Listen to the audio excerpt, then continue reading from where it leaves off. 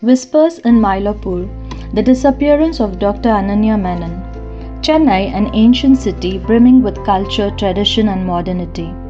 But beneath the rhythmic flow of Carnatic music, the aroma of filter coffee, and the rush of autos weaving through traffic, lies a story of secrets, shadows, and unspeakable crimes. This is the story of Dr. Ananya Menon, a respected psychologist in Mylapore who mysteriously vanished one August night. What brings a missing persons case quickly morph into a complex web of deception, betrayal, and hidden trauma. A story where everyone has something to hide.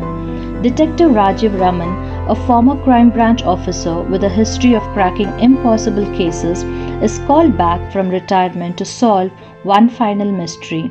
But nothing about this case is simple. No victim, no suspects, and definitely not the truth.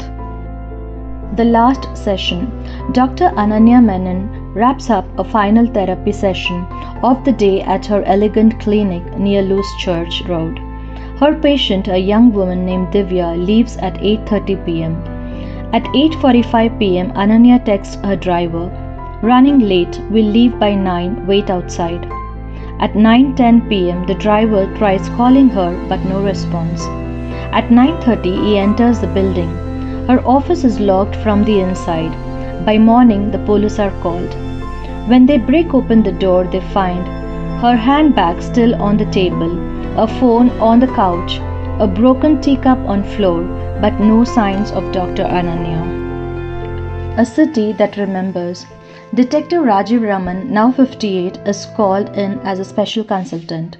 He remembers Ananya. 10 years ago, she helped profile a serial killer that Rajiv was hunting. He visits her clinic, nothing seems stolen.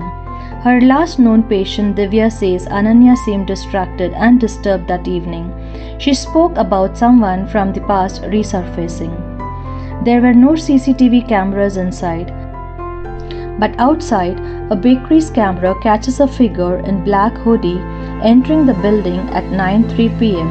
and leaving at 9:18. The footage is grainy, the face is hidden, but the person limps slightly with the left leg.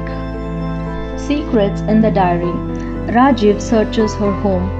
In a drawer, he finds Ananya's private therapy journal. It's encrypted, but the code is cracked by her assistant. Inside are disturbing notes. Patient K, dangerous, manipulative, must inform police if he shows up again. Received letters today. No name, just one line. Did you forget what you did in 2007?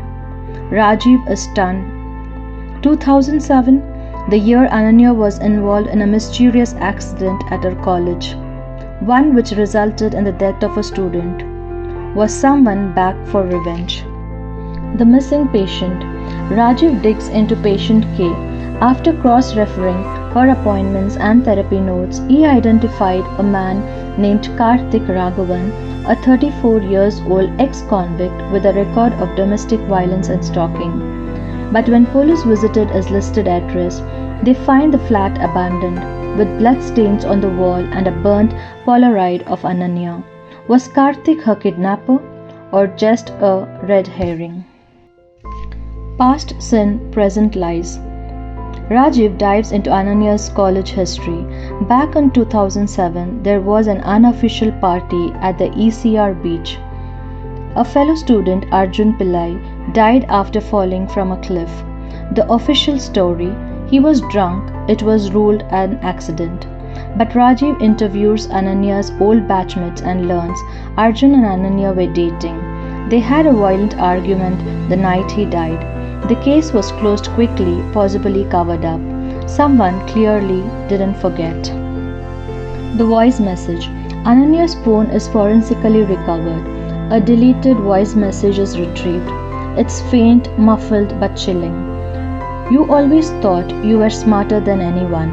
Now you will feel what he felt, alone, afraid. Rajiv believes Ananya is alive but being held captive.